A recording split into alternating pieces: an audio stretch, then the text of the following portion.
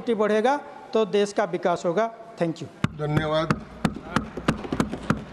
माननीय श्रीमती सुधा मूर्ति जी। Thank you, sir, giving me an opportunity to talk. First, I want to congratulate Nirmala ji for her 7th consecutive submission of the budget.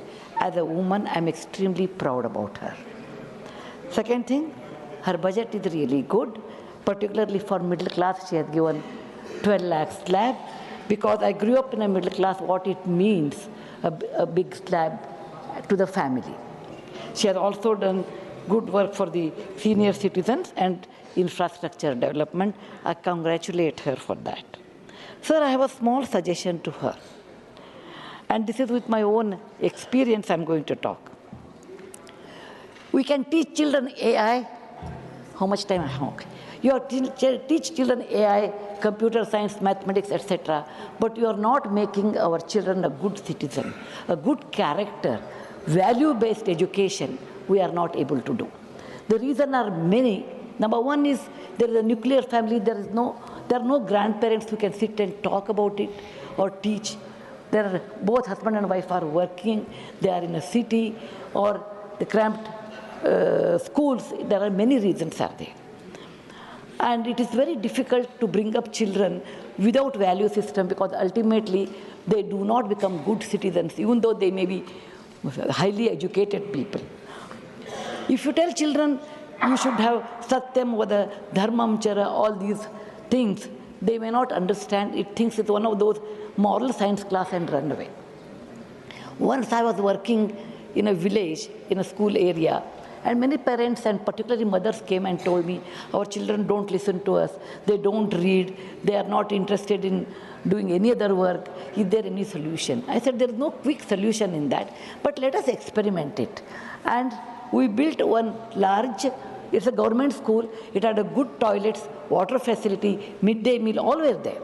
So I told, let us build one big hall, air-conditioned hall, because it was a hot area, it's a warm area.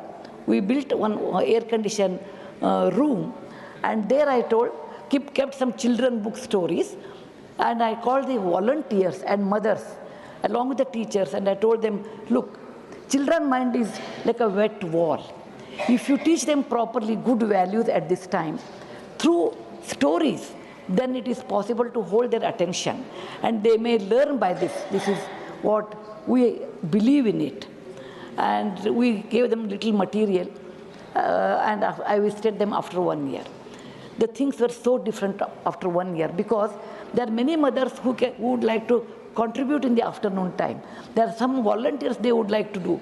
That gave them an opportunity, because children were attracted to the air-conditioned room in summer. They never went out. They came to the school, went to the hall, where they could do a lot of other indoor activities like chess, like stitching, dancing, and music, all these. Along with that, good value system, that is good story, books and storytelling. We come from a land where the Smriti and Shruti were both equally important. Smriti means we should remember. Shruti means we should hear. Many of our epics, many of our Vedas have been continued for years with the Smriti and Shruti. The story is not just telling a few lines. It is actually an advantage to children to imagine and increase their creativity. And it's a great communication from one person to another person. So the teachers and the volunteers, along with the mothers, they started telling good value-based stories, like simple stories like Kuchela and Krishna, the value of friendship. Arjuna and Ekagra Chitta, that is a value of concentration. Buddha and compassion, these are the great stories which are available. And these stories should be told to children at a right age in a beautiful manner, so that they will learn all these things. And children did learn, and I could see there are a lot of paintings on the walls, and children started writing also their own stories. And by this I realized that if you want to attract children to school, you should have a big hall, and they can do indoor activities.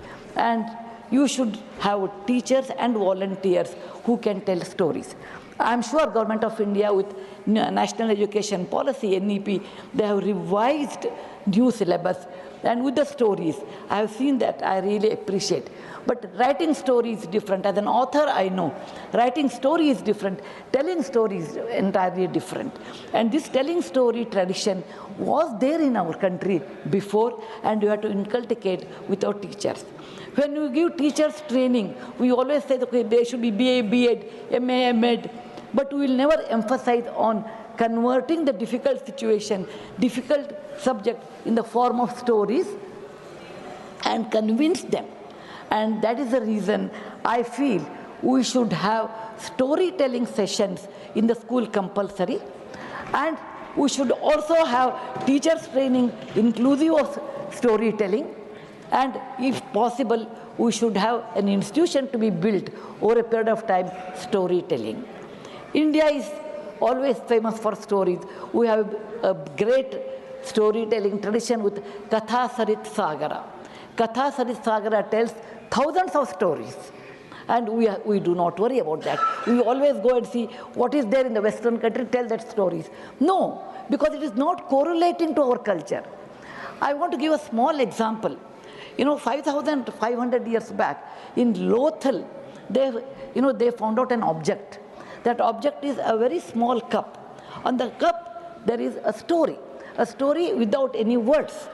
A crow is sitting on a small bowl, and there is a stone in the crow's mouth. This story all of us know. When the crow was thirsty and there is a little water, it went on dropping a stone, and the water came up and it drank, it ran away. And this story is 5,500 years old. That means India had this tradition of passing great stories to the next generation. And we have Panchatantra by Vishnu Sharma's Panchatantra. What it tells that when children did not study well, when the father was worried, he brought the children back to a teacher by the name Vishnu Sharma or Vishnu Datta, and he taught the entire politics of the kingdom or the rules of the life, everything in the form of a story. We should not neglect this great art of storytelling. And we should provide this one as part of the curriculum, and we should also tell teachers to tell in a proper way. For that we require a big hall, and may I request our finance minister that particularly primary education and in higher education, not higher education, in high school level, until that they require this new art introducing in their life, and Government of India should give little more funding to the building a classroom with air condition or a fan depending on the situation. We have always a tradition of talking and conveying our feelings in many ways, which I have seen in the great August gathering here, that people talk, express. The expression comes through talking. Talking comes through stories. Stories also makes you to imagine than only seeing the digital media. When you see a digital media, your imagination is limited.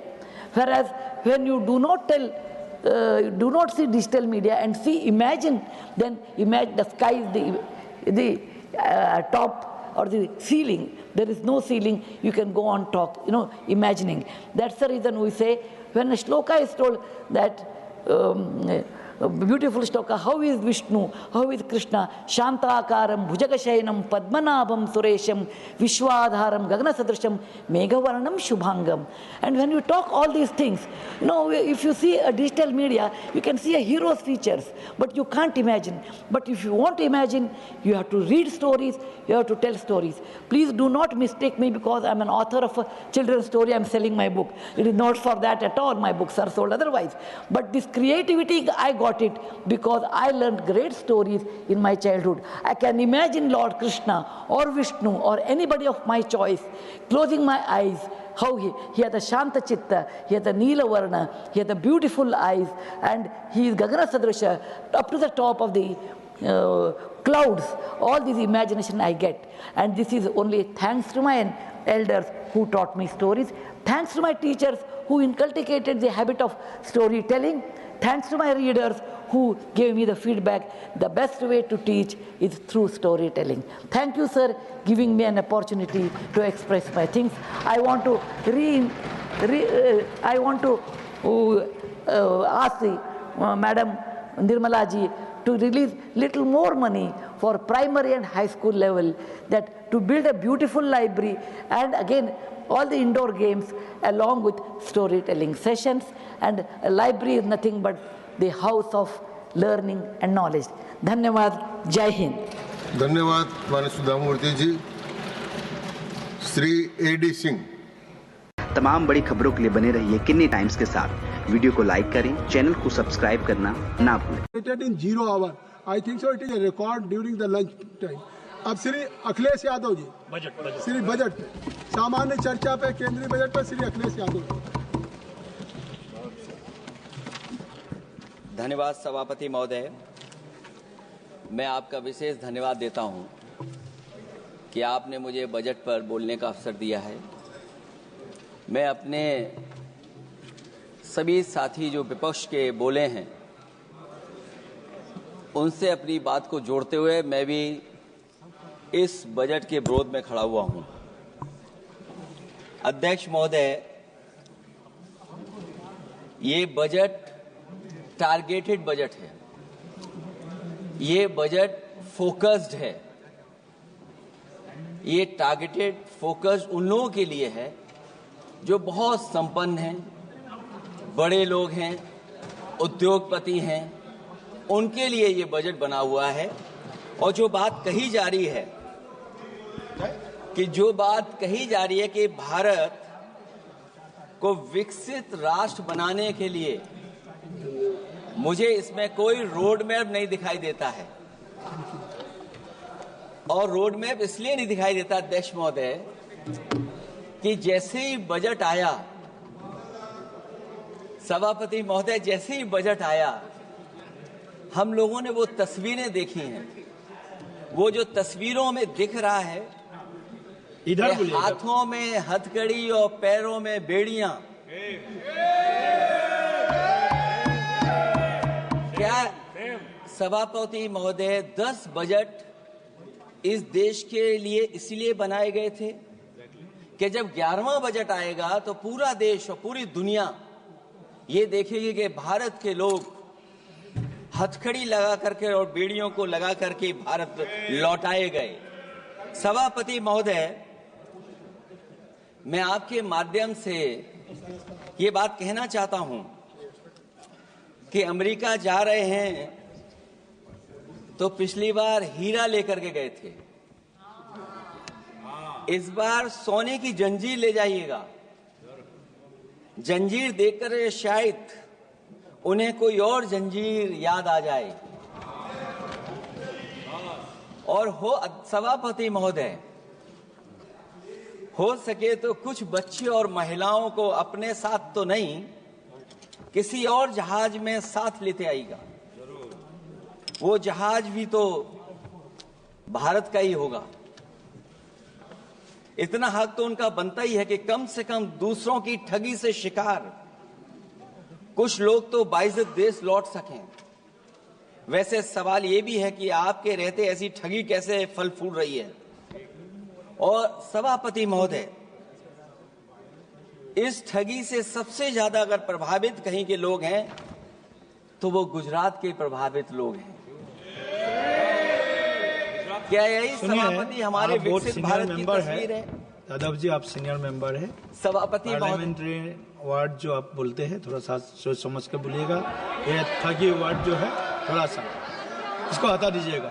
सभापति महोदय, एक दूसरी तस्वीर में हम लोगों ने देखी, महाकुंभ जो 144 साल बाद एक झूठा प्रचार किया गया। 144 साल। सभापति महोदय, बोलने दीजिए। सभापति महोदय, कुछ पॉइंट रेज करा। सभापति महोदय, ये एक मिनट रुकिए, एक मिनट, जस्ट ए मिनट, एस्ट्रोनॉम, एक minute please, honourable member please, Yadav ji एक मिनट प्लीज, आप बैठे। सभापति महोदय, यादव जी आप बैठे एक मिनट आप बोलिए। संविधान का आर्टिकल 25, 26, 27 और 28 ये कहता है कि आप किसी भी रिलीजन के खिलाफ किसी प्रकार की बातें नहीं कर सकते। ये लोग एंटी हिंदू है, ठीक है, ये लोग एंटी हिंदू है, ठीक है, पूरे कांग्रेस के। I got the point. देख लेंगे सब, देख लेंगे इसको। I will see. Please be seated. आप लोग बैठिए, हम देख लेंगे। सभापति महोदय, हम देख लेंगे, आप बैठिए, प्लीज। आप बोलिए, हम देख लेंगे। गौरव जी बोला है ना, प्लीज आप लोग बैठिए, बोलने दीजिए, नेता को बोलने दीजिए, माननीय नेताजी को बोलने दीजिए। वो महाकुंभ की तस्वीर क्या हो रहा है?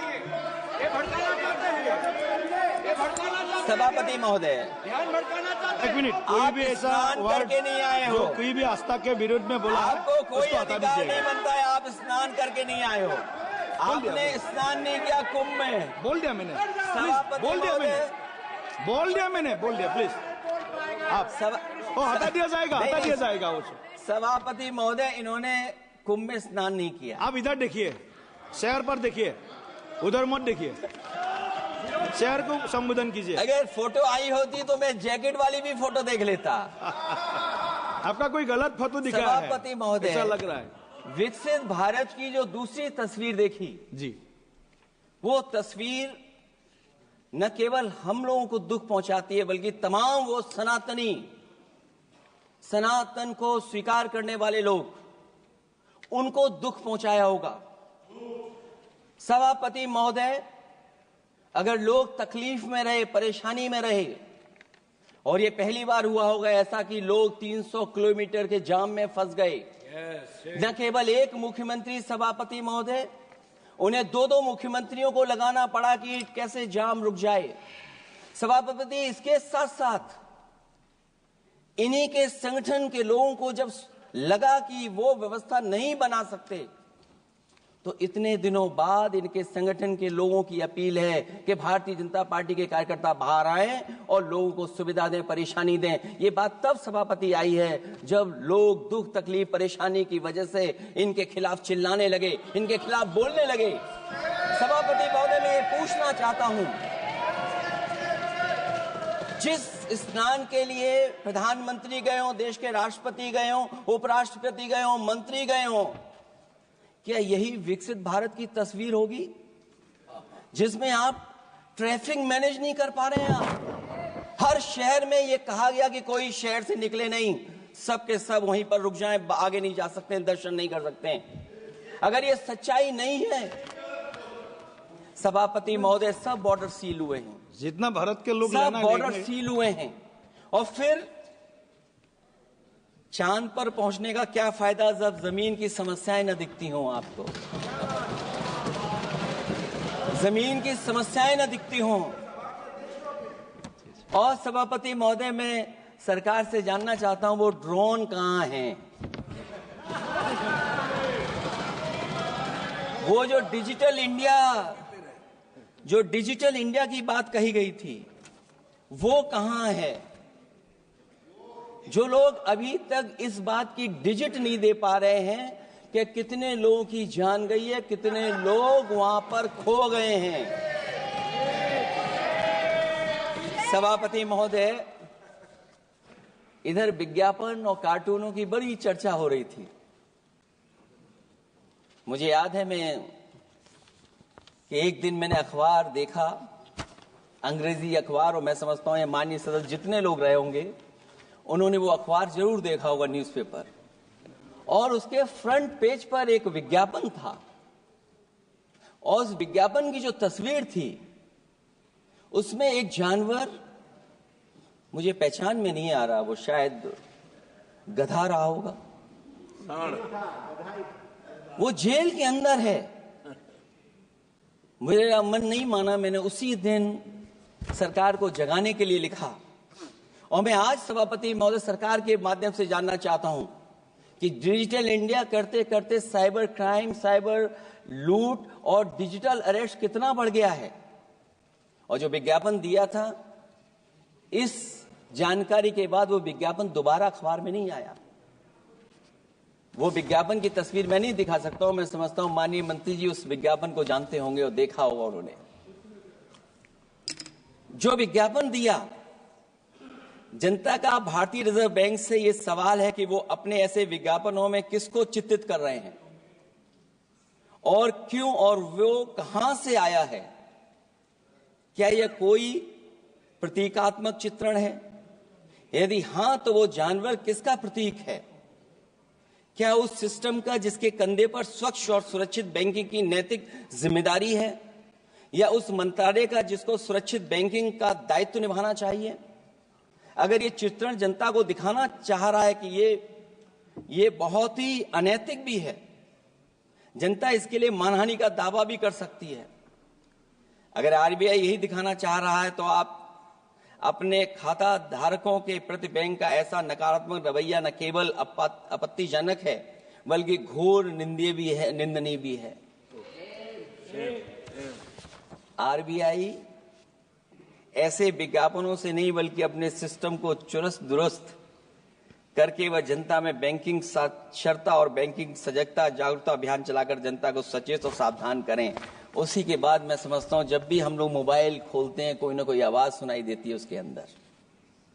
क्या सभापति महोदय, डिजिटल अरेस्ट के माध्यम से लाखों लाख रुपया नहीं लूटा जा रहा है?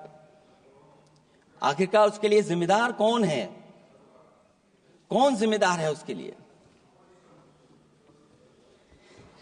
जो बजट दिया है,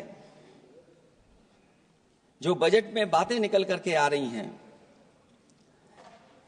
बजट में पीडीए के उत्थान के लिए कुछ भी नहीं है सभापति महोदय। और जो लोग अपनी जीडीपी की न जाने कितनी कहानियां बताते थे, आज वो जीडीपी रेट क्यों कम होता चला जा रहा है? क्यों जीडीपी 6.4% के आसपास पहुंच गई है? न केवल जीडीपी, बल्कि आज अगर हम 87 रुपए लेकर के ही $1 ले सकते हैं। कभी डॉलर को नीचे गिरने की कहानी कहीं किसी से जोड़ दी गई थी। आज सोचिए कितने रुपए हम इकट्ठे करते हैं, तब जाकर के हमें $1 मिलता है। क्या सरकार के पास इसका कोई जवाब है? इस ग्रोथ रेट के कम होने का कारण जो सभापति महोदय मुझे समझ में आता है, वो इन्वेस्टमेंट की कमी और कंजप्शन की कमी है। ये देश की आर्थिक विकास की स्थिति पर प्रश्न चिन्ह लगाता है। और यही नहीं, सभापति महोदय, जो भेदभाव बढ़ता चला जा रहा है, जो खाई पैदा होती जा रही है, इन्हीं के आंकड़े बताते हैं कि खाई कितनी है। मुट्ठी भर लोगों के पास पूरे देश की संपदा पहुंच गई। जो ज्यादा लोग हैं वो गरीब हैं। उनके जीवन यापन के लिए 80 करोड़ लोगों को आपको राशन बांटना पड़ रहा है। क्या यही विकसित भारत की तस्वीर है? और फिर दुनिया में हम पर कैपिटा इनकम में कहां खड़े हैं? अगर हम केवल सरकार से, सभापति महोदय, आपके माध्यम से जानना चाहें कि जिन परिवारों को आप राशन दे रहे हैं, उन परिवारों की पर कैपिटा इनकम क्या है? और अगर विकसित भारत की तस्वीर लेकर के ये सरकार चलना चाहती है, तो कम से कम सरकार की सभापति महोदय जिम्मेदारी बनती है कि जो 80 करोड़ लोग राशन पा रहे हैं, उनके आपकी पर कैपिटा इनकम क्या है? एक बहुत प्रिय काम सरकार का है, इतना प्रिय है कि उसका नाम बदल करके इज्जत घर कर दिया गया। मुझे याद है कि एक छत्तीसगढ़ में बुजुर्ग मां, जिसने बकरी बेच करके अपना शौचालय बनाया था, और बकरी बेचने के बाद शौचालय जब बनाया तो देश के प्रधानमंत्री जी ने उनका सम्मान किया। आखिरकार सवाल यह है कि बकरी उसे क्यों बेचनी पड़ गई? इसका मतलब यह है कि आपकी जो बनाई हुई स्कीम वो जमीन पर नहीं पहुंच रही है, उसके लिए पर्याप्त पैसा नहीं पहुंच पा रहा है। आखिरकार पैसा क्यों नहीं पहुंचा, ये तो सरकार की जिम्मेदारी है। और फिर सभापति महोदय, जो शौचालय बनाए हैं उनमें पानी किसी में नहीं पहुंचता। क्या यही विकसित भारत की तस्वीर बनेगी? वैसे तो सभापति महोदय, हम लोग डबल इंजन बहुत सुनते थे,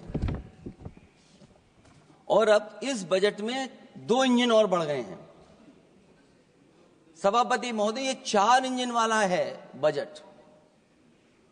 4 इंजन। लगता तो ऐसा है कि ये एक के बाद एक इंजन खराब हो गया होगा, इसीलिए इन्हें 4 इंजन लगाने पड़े हैं। ये जनता को धोखा दे रहे हैं 4 इंजन की बात कर करके। क्योंकि जब उत्तर प्रदेश को देखते हैं तो वहां पर जो डबल इंजन की सरकार चल रही है वो डबल ब्लंडर कर रही है। उनके डबल ब्लंडर देखने को मिलने हमें। और अगर ये 4 इंजन की सरकार है, जो सबसे पहला इंजन है सभापति महोदय, वो हमारे किसान और कृषि का है। 10 साल गुजरने के बाद भी और इतने बजट आने के बाद भी आज तक किसानों की आय दोगुनी नहीं हुई। ये हमारे तमाम माननीय सदस्य समय समय पर अपने क्षेत्र की जो समस्या है फसल को लेकर के सवाल खड़ा करते हैं। कई किसान नेता आंदोलन कर रहे हैं, अभी भी आंदोलन चल रहा है। सभापति महोदय, इस सरकार के पास जो विकसित भारत का सपना दिखा रही है, अभी तक किसान की आय दोगुनी कैसे हो उसका कोई रोड मैप नहीं है इनके पास। अगर कोई रोड मैप रहा हो तो बता दें हमें। और फिर एमएसपी की कानूनी गारंटी। सभापति महोदय, हजारों किसानों की जान चली गई कि एमएसपी को कानूनी गारंटी मिले, लेकिन आज भी वो गारंटी नहीं मिल पा रही है। क्या यही हमारा विकसित भारत होगा जिसमें किसान को एमएसपी नहीं मिलेगी, उसकी कोई गारंटी नहीं है? जो किसान की आय दोगुनी का सपना ले रहे थे, उन्होंने स्वामीनाथन जी को भारत रत्न तो दे दिया, लेकिन उनके कही हुई बातों को अभी तक नहीं पहुंचा पा रहे हैं। जो फसलें दलहन तिलहन बढ़ावा देने के लिए जो मिशन की घोषणा की गई थी, वो क्या मिशन अभी पूरा हुआ है? क्योंकि अभी तक हम लोग तिलहन इंपोर्ट कर रहे हैं। दलहन तिलहन के बारे में पहले बजट से कहा जा रहा है, अध्यक्ष महोदय, आज भी हम लोगों को इंपोर्ट करना पड़ रहा है। और उसका परिणाम यह है कि हम अपने किसानों को जो लाभ देना चाहते हैं वो नहीं लाभ दे पा रहे हैं। प्रधानमंत्री धन धान कृषि योजना 100 पिछड़े जिलों के लिए घोषित हुई है, लेकिन इसके लिए कोई बजट नहीं दिया गया है। फल और सब्जी का उत्पादन को बढ़ावा देने के लिए भविष्य में योजना बनाई जाएगी। यही 4 इंजन की बजट है कि फल और सब्जी के लिए बाद में बजट बनाया जाएगा, बाद में बजट घोषित होगी। पॉलिसी क्या होगी वो बाद में तय होगा। कृषि क्षेत्र में रिसर्च और डेवलपमेंट के लिए अधिक धन की आवश्यकता है। शायद इस बजट में अध्यक्ष महोदय वो नहीं दिखाई दे रहा है। कृषि क्षेत्र में कार्यबल करीब 46% है, लेकिन जीडीपी में इसका योगदान केवल 18% है। किसानों की खराब आर्थिक स्थिति को दर्शाता है कि अभी हमारा किसान गरीब है। फसल बीमा योजना, मुझे याद है फसल बीमा योजना को लेकर के न जाने कितना प्रचार किया गया, लेकिन सच्चाई तो यह है कि जब क्लेम करने की बात आती है तो जो आंकड़े बताते हैं वो अभी भी 3% से ऊपर नहीं पहुंच पाए हैं। किसान के कर्ज के कारण किसान आत्महत्या कर रहा है। क्या विकसित भारत की यही तस्वीर होगी कि लाखों लाख किसान हमारा आत्महत्या कर ले? अब तो सुना है कि वो आंकड़े भी आना बंद हो गए हैं। हमें किसान के ऊपर कर्ज और कर्ज के ऊपर कर्ज नहीं बढ़ाना है। जिस तरीके से आप बड़े बड़े उद्योगपतियों का ध्यान रखते हैं कि उनका समय समय पर कर्ज माफ करते हैं, मुझे पूरा भरोसा है कि हमारे देश के किसानों का भी कर्ज माफ होना चाहिए, उनको कर्ज से मुक्ति दिलाना चाहिए। अगर क्लाइमेट चेंज की बात होगी तो सबसे पहले असर अगर किसी पे पड़ेगा तो सबसे पहले प्रभावित अगर कोई होगा तो हमारा किसान प्रभावित होगा। उसके लिए क्या आपके पास रोड मैप है?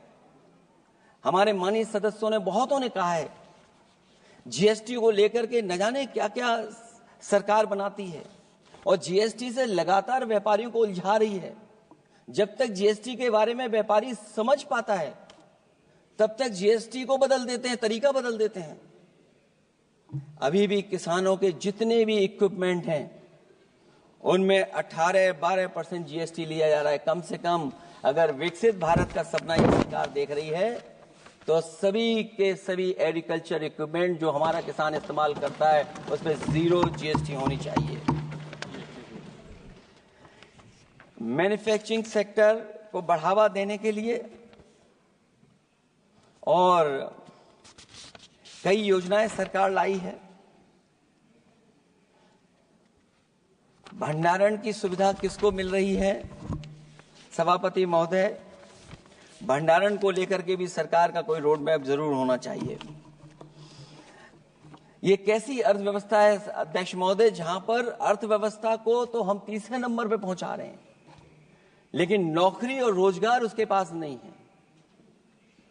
ग्रोथ है, ग्रोथ बताना चाहते हैं, लेकिन रोजगार और नौकरी नहीं है। जो इनके मैन्युफैक्चरिंग के तमाम मिशन थे, नेशनल मैन्युफैक्चरिंग मिशन, जब तक इन्वेस्टमेंट का वातावरण नहीं सुधरेगा तब तक इन्वेस्टमेंट नहीं हो सकता। हमारा नेशनल मैन्युफैक्चरिंग मिशन आगे नहीं बढ़ सकता। दूसरा इंजन इन्होंने बताया एमएसएमई, और एमएसएमई को लेकर के बहुत चिंता व्यक्त की। बजट भाषण में एमएसएमई सेक्टर को विकास का द्वितीय इंजन बताया गया, जो सही है, परंतु एमएसएमई के विकास के लिए बजट में कोई विशेष व्यवस्था नहीं की गई है। भारत में एमएसएमई के क्षेत्र में 11 करोड़ लोगों को रोजगार प्रदान 11 करोड़ लोगों को रोजगार प्रदान करता है, और इसमें सबसे ज्यादा रोजगार मिलता है जो कि हमारी माइक्रो यूनिट्स हैं। उनके लिए कोई योजना नहीं है, उनको विशेष मदद के लिए कोई प्रावधान न पहले किया गया न इस बजट में किया गया है। मैं केवल यूपी के बारे में कहना चाहता हूं कि यूपी में लगभग 96 लाख एमएसएमईज हैं, लेकिन केवल 14 लाख पंजीकृत हैं। पूरे देश में 6 करोड़ हैं, एमएसएमई के विपरीत केवल 1 करोड़ पंजीकृत हैं। अध्यक्ष महोदय, अगर 96 लाख एमएसएमईज हैं केवल यूपी में, 6 करोड़ पूरे देश में हैं, और पंजीकृत केवल 14 लाख और 1 करोड़ हैं, तो इसका मतलब यह है कि ज्यादातर एमएसएमई सेक्टर को सरकारी योजनाओं का कोई लाभ नहीं पहुंच पा रहा है। मुझे उम्मीद है कि एमएसएमई को लाभ पहुंचाने के लिए सरकार जागरूक होगी और अपनी डबल इंजन सरकारें जहां जहां चल रही हैं उनको जगाने का भी काम करेंगे। अध्यक्ष महोदय,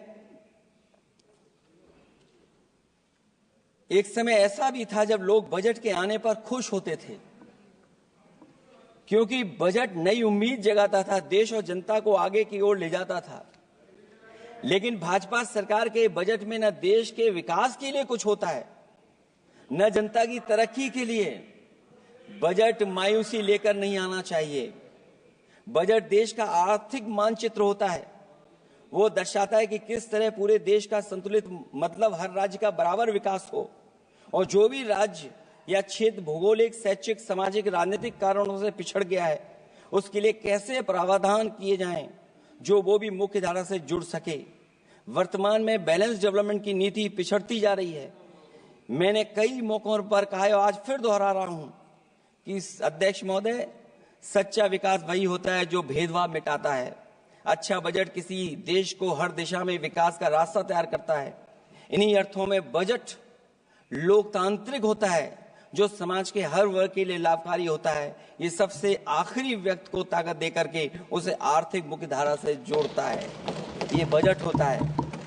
और मैं तो कहूंगा अध्यक्ष महोदय, मिट जाए अमीरी गरीबी के बीच की वो सब खाई जिसमें भेदभाव और गैर बराबरी की जड़ें जमाई।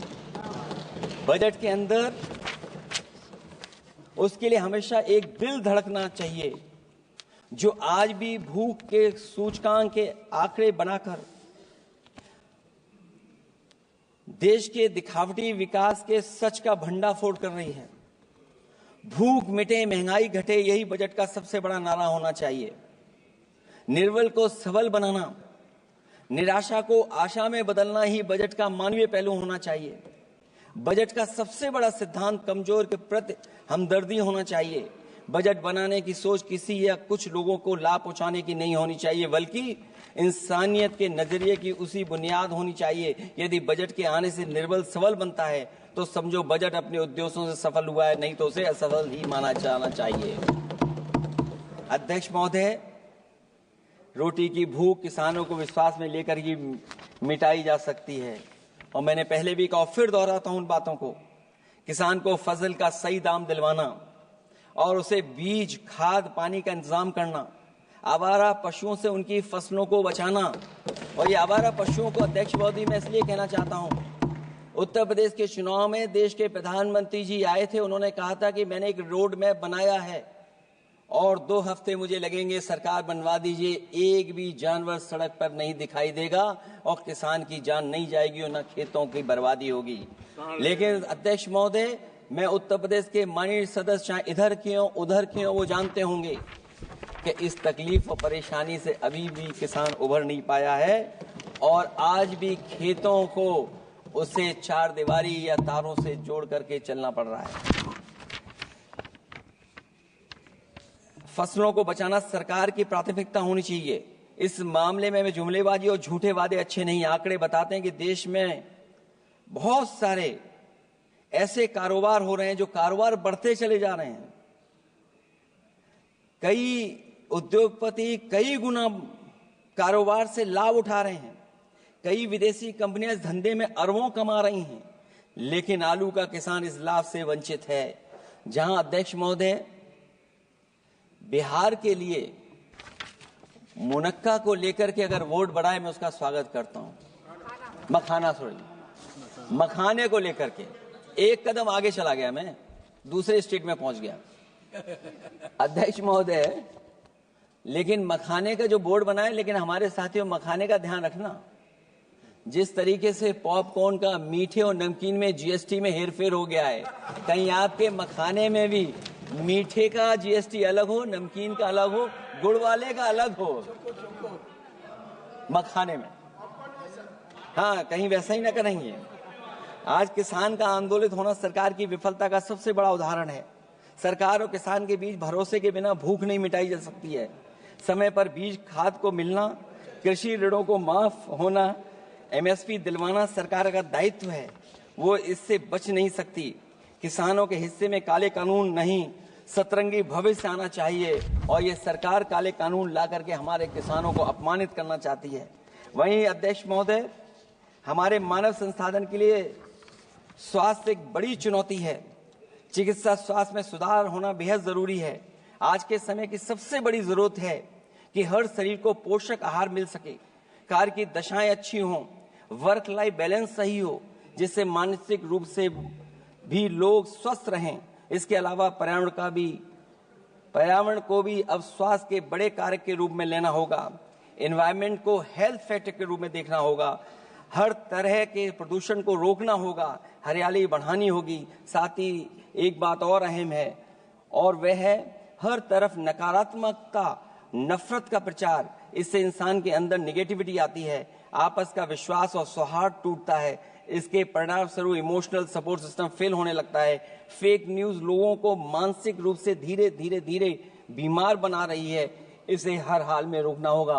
और अध्यक्ष महोदय, इसमें विपक्ष से ज्यादा सरकार की जिम्मेदारी है, क्योंकि कई मौकों पर हम लोग देखते हैं कि सरकार जितना अपने आप का प्रचार करना चाहती है, उससे ज्यादा दूसरों को कैसे बदनाम किया जाए उसके लिए प्रचार करती है। ये शायद सरकार की जिम्मेदारी बड़ी बनती है। इससे देश के मानव संसाधन में जो जानबूझ करके आपसी अविश्वास बढ़ाया जा रहा है और समाज में सौहार्द को भी जानबूझ करके घटाया जा रहा है, जिससे कुछ लोग अपनी सियासी रोटियां सेक सकें, इसके लिए सख्त कानून लाना चाहिए। अध्यक्ष महोदय, एक तरफ सरकार लोगों को सही इलाज नहीं दे पा रही है, दूसरे जीवन और स्वास्थ्य बीमा पर भी टैक्स लग रहा है। सरकार मुनाफा कमाने के लिए नहीं बनती है, बल्कि जनता के कल्याण के लिए बनती है। ये बात कुछ लोगों को याद रखनी चाहिए। अगर आप अध्यक्ष महोदय, अगर काम है भी तो सही दाम नहीं मिल रहा है, ये बात अगर एक पढ़े लिखे युवा के लिए सही है तो एक मजदूर के लिए भी दिन भर कमर तोड़ मेहनत तो करता है, लेकिन उतना पैसा मजदूरी में नहीं पाता है कि अपनों का अपना पेट भर सके। आज जबकि देश की अधिकांश आबादी युवा है, ऊर्जा से भरी हुई है, कुछ करना चाहती है, ऐसे में सरकार को सिर्फ ये करना है कि वो देश के कारोबारी वातावरण और व्यावसायिक व्यवस्था का निर्माण करे, लोगों के टैलेंट को पहचाने, उसकी सच में स्किल मैपिंग करे, जिससे युवा को प्रतिभाओं के अनुसार उसको काम रोजगार मिल सके, जिससे युवाओं को देश के निर्माण में अपना योगदान करने का मौका मिले। अध्यक्ष महोदय, जब से ये सरकार बनी है महंगाई बढ़ती चली जा रही है। महंगाई कहां पहुंच गई है सरकार को बेहतर पता है, आकलन है उनको। इसलिए अध्यक्ष महोदय, महंगाई एक ऐसी समस्या बनकर उभरी है जिसने हर कौर को भारी बना दिया है। जिस तरह सत्ता में बैठे हुए लोग राजनीतिक चंदे के नाम पर कंपनियों से उगाही कर रहे हैं, दरअसल वो भी दामों के बढ़ने का एक बहुत बड़ा कारण है। सरकार ने मुनाफाखोरी की लगाम खोल दी है और मुनाफाखोरों को छुट्टा बैल हो गए हैं। आजाद भारत के इतिहास में भी नोटबंदी और जीएसटी दो सबसे बड़े आर्थिक सुधार हैं, सुधार नहीं बल्कि सबसे बड़े आर्थिक विकार बनकर के उभरे हैं।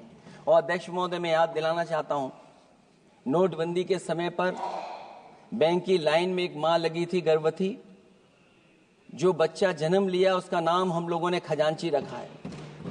अब वो काफी बड़ा हो गया है, साइकिल भी चला लेता है। अध्यक्ष महोदय, मैं कहूंगा सरकार से कम उसको ही गोद ले लें आप। अध्यक्ष महोदय, मैं चाहूंगा कि आप उसको गोद ले लीजिए।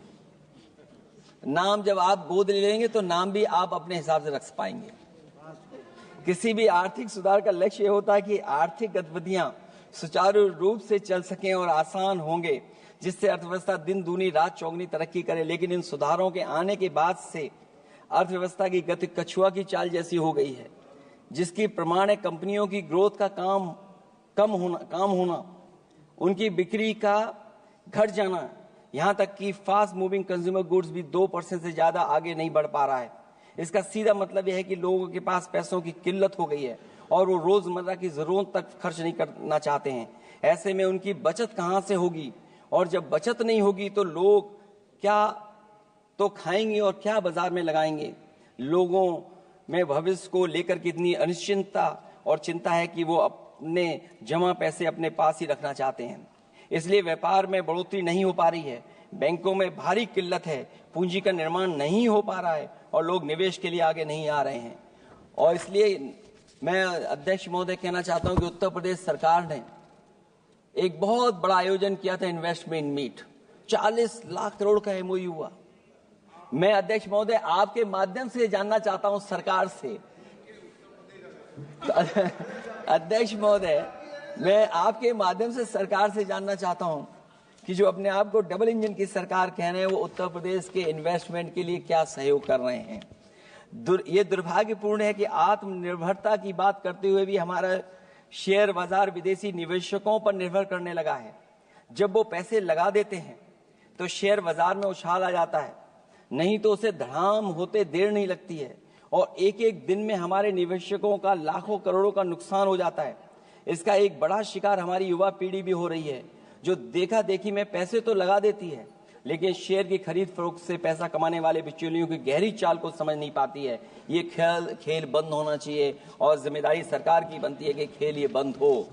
सेबी को अपना काम निष्पक्ष करना चाहिए और अर्थव्यवस्था की निगरानी व्यवस्था सच्ची नीयत के साथ सजग और सचेत होनी चाहिए। इनसिक्योरिटी सिक्योरिटी मार्केट से बाहर होनी चाहिए। अध्यक्ष महोदय, आज जिस तरह विदेशी निवेशक धीरे धीरे भारतीय बाजार से अपना पैसा बाहर निकाल रहे हैं, वो दर्शाता है कि हमारी अर्थव्यवस्था से अब उनका भरोसा उठ गया है। उन्हें दूसरे देशों से अधिक लाभ कमाने की उम्मीद है, इसलिए वो अपना पैसा यहां से निकालकर दूसरे देशों में लगा रहे हैं और हमारा शेयर मार्केट उनकी वजह से हिचकोले खा रहा है। अध्यक्ष महोदय, मैं अपने बात को ज्यादा बड़ा लिख दिया क्योंकि अध्यक्ष महोदय बजट 4 इंजन का था, इसलिए बड़ा लिख करके लाए। कोई बात छूटे ना, क्योंकि सरकार तक वो बात पहुंच जाए। नहीं क्योंकि अध्यक्ष महोदय, अगर 11वां बजट हो 4 इंजन लगाने पड़े तो कहां विकसित भारत बन रहा है। जीएसटी को भ्रष्टाचार से मुक्त करना होगा, व्यापारियों के प्रति विश्वास जताना होगा। यदि टैक्स की व्यवस्था और दर सही होगी तो सब आसानी से टैक्स भर देंगे।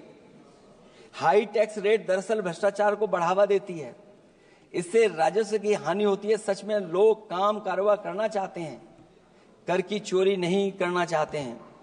इसलिए टैक्स की रेट को तार्किक बनाना और टैक्स सिस्टम को इजी करने की से ही अर्थव्यवस्था में गति आएगी। निवेश के लिए दुनिया वापस हमारे देश की ओर देखेगी। मैं अध्यक्ष महोदय, अर्थव्यवस्था के संबंध में एक गंभीर मुद्दा मैं बताना चाहता हूं। एक बहुत गंभीर मामला है पलायन का। पलायन के मामले में एक बहुत बड़ा विरोधाभास हमारी अर्थव्यवस्था के लिए चुनौती बन रहा है। एक तरफ वो सबसे अमीर वो लोग जो अपनी पूंजी का निवेश करते हैं और दूसरी तरफ सबसे गरीब वो लोग हैं जिनके पास अपने श्रम निवेश करने के अलावा कोई दूसरा रास्ता नहीं है। ऐसे हजारों अरबपति बाहर के देशों में ज्यादा उम्मीद देखते हुए अपनी पूंजी लेकर देश छोड़कर जा रहे हैं। वहीं दूसरी तरफ जो सबसे गरीब लोग हैं वो राज्यों के असंतुलित विकास की वजह से अपने राज्यों से पलायन कर रहे हैं। ऐसे इस महा समस्या का सबसे बड़ा शिकार हमारा उत्तर प्रदेश है, जहां नौकरी और अवसरों की भारी कमी है, जहां विकास टीवी अखबारों होर्डिंग में तो दिखता है लेकिन जमीन पर नहीं। जब पूंजी और श्रम के निवेश के लिए आंतरिक वातावरण बनेगा तभी सच्चा विकास होगा, बजट अपने उद्देश्यों को प्राप्त करेगा, अर्थव्यवस्था लाभ के लोभ से मुक्ति होगी और बजट एक लोकतांत्रिक देश के जन कल्याण की सही दिशा में आगे बढ़ेगा। अध्यक्ष महोदय, बजट विकास में तेजी लाने का इसका मतलब यह है कि पिछले 11 सालों के भाजपा ने विकास के लिए कछुए की चाल चली है। जब उन्होंने समावेशी विकास सुनिश्चित करने के लिए संकल्प लिया तो ये बात खुली की हुआ है। मतलब कुछ लोग वहताशा आगे बढ़ गए हैं और बाकी नीचे की ओर जा रहे हैं। निजी क्षेत्र के निवेश में को नई जान डालने की बात करने का अर्थ ये निकलता है कि भाजपा राज में निजी क्षेत्र बेजान हो गया है। नोटबंदी और जीएसटी के लिए सुधार नहीं विकार साबित हुआ। अध्यक्ष महोदय, परिवारों के मनोभाव में उल्लास भरने की बात करने वो स्वीकार कर रही हैं, लोगों को मुस्कुराना बंद कर दिया है। अच्छे दिन न इनके राज में आए हैं और न आएंगे आने वाले समय में भी। भारत के बढ़ते मध्यम मार्ग को खर्च करने की शक्ति को बढ़ाने की बात तो मतलब है कि मध्यम वर्ग के हाथ खाली हैं। आज आप आयकर की बात कर रहे हैं, हम लोगों ने बहुत पहले इस बात की मांग की थी, इसलिए कि 12 लाख के कम से कम उनको कर से। वित्त मंत्री जी ने कहा कि हम सब मिलकर के अधिक संपन्नता लाने और विश्व में अपना स्थान बनाने और अपने राष्ट्र की अनंत क्षमता को बढ़ाने के लिए अपनी यात्रा कर रहे हैं। तो उनकी असली मतलब ये था कि वो बस चल रहे हैं। ये यात्रा निरर्थक है। अगर 11 साल बाद भी मंजिल का अता पता नहीं है तो ये यात्रा कौन सी? अध्यक्ष महोदय, जब आपने कहा कि हमारे सामने प्रतिकूल भू राजनीतिक परिस्थितियां हैं, तो अध्यक्ष महोदय ये बताए सरकार कि आपने उन्हीं प्रतिकूलों को क्यों होने दिया, प्रतिकूल परिस्थितियों को क्यों बनने दिया? हमारे संबंध पड़ोसियों से क्यों खराब हुए? हमारी सीमाएं क्यों असुरक्षित हुई? हम क्यों अपनी बात अंतर्राष्ट्रीय पटल पर रखने में कामयाब नहीं हुए हैं? जब आपने कहा कि हमारी अर्थव्यवस्था सभी प्रमुख वैश्विक अर्थव्यवस्थाओं के बीच सबसे तेजी से बढ़ने वाली अर्थव्यवस्था है, तो आप ये क्यों भूल गए कि हमारा रुपया उनके शासनकाल में सबसे निचले स्तर पर पहुंच गया है? सबका विकास का आपका नारा सबका विनाश में कैसे बदल गया है? क्योंकि जब रुपया नीचे जाएगा तो विनाश का ही रास्ता खोलेगा। बड़े से लेकर छोटे उद्योग धंधे दुकानदारी सब चौपट क्यों हो गए हैं? मेक इन इंडिया, मुद्रा योजना, स्किल इंडिया, ये सब नाकामी की किताब के चैप्टर कैसे बन गए? वहां सवाल ये कि कैसे व्यापार कारोबार केवल कुछ लोगों के हाथ में ही सिमट गया और बाकी सबका काम धाम क्यों मिट गया? अध्यक्ष महोदय, हम भी मानते हैं कि कोई देश केवल उसकी मिट्टी से नहीं है, बल्कि देश उसके लोगों से है। लेकिन आप लोग ये बात सिर्फ कहते हैं, करते नहीं हैं। जनता आपके लिए बस नारे का विषय है। आप कहती हैं कि हमारे लिए विकसित भारत में शामिल हैं, गरीबी से मुक्ति, 100% अच्छे स्तर की स्कूली शिक्षा, बेहतरीन सस्ती और सर्वसुलभ स्वास्थ्य सेवाओं तक पहुंच, 100% कुशल कामगार के साथ सार्थक रोजगार, आर्थिक गतिविधियों से 70% महिलाएं और देश को food basket of the world बनाने वाले किसान। अगर ये आपका लक्ष्य है, पर क्या आपके राज्य में अमीरी गरीबी की खाई नहीं बढ़ी? भूख के इंडेक्स में हम कहां जा पहुंचे हैं? स्कूली शिक्षा का बजट कम नहीं हुआ, स्वास्थ्य सेवाएं महंगी नहीं हुई, यहां तक कि अपने स्वास्थ्य बीमा पर भी टैक्स लगा दिया है। आपने योग्य लोगों को बेरोजगारी के अंधेरे में धकेला और आपके बड़े बड़े नेताओं ने तो यहां तक कह दिया कि कमी नौकरी की नहीं है, योग्यता की है। अपनी युवा पीढ़ी को हताश निराश करने का पाप आप लोगों ने किया है। कुशल कारीगर के नाम पर आपने युवाओं को डिलीवरी पर्सन बनाकर छोड़ दिया है। आपके राज्य में महिलाओं के खिलाफ अपराध के आंकड़े बढ़े हैं। ऐसे असुरक्षित माहौल में आप कैसे आर्थिक गतिविधियों में उनकी भागीदारी की बात कर सकते हैं? आपके मंत्रिमंडल में ही कितनी भागीदारी है, ये आपसे अच्छा और कौन जानता होगा। रही बात फूड बास्केट की, रही बात food basket of the world बनाने की बात, तो पहले आपसे आग्रह की आप अपने लोगों की थाली भर दीजिए। ऐसे हवाई जुमले उछालिए, कम उछालिए। इनमें अध्यक्ष महोदय, मैं अपनी बात को खत्म करता हुआ इतना ही कहना चाहता हूं कि इस बजट में जिन 6 क्षेत्रों में परिवर्तनकारी सुधार की बात कही गई है, उनमें से कराधान अब तक सफल नहीं होगा जब तक उसे सरल, पारदर्शी और ईमानदार नहीं बनाया जाएगा। जब तक विद्युत क्षेत्र को निजी हाथों में सौंपकर मनमानी वसूली से रोका नहीं जाएगा। शहरी विकास के नाम पर जब तक जमीनों कुछ धनवानों के हाथों में कौड़ियों के दाम बेचने का खेल खत्म नहीं किया जाएगा।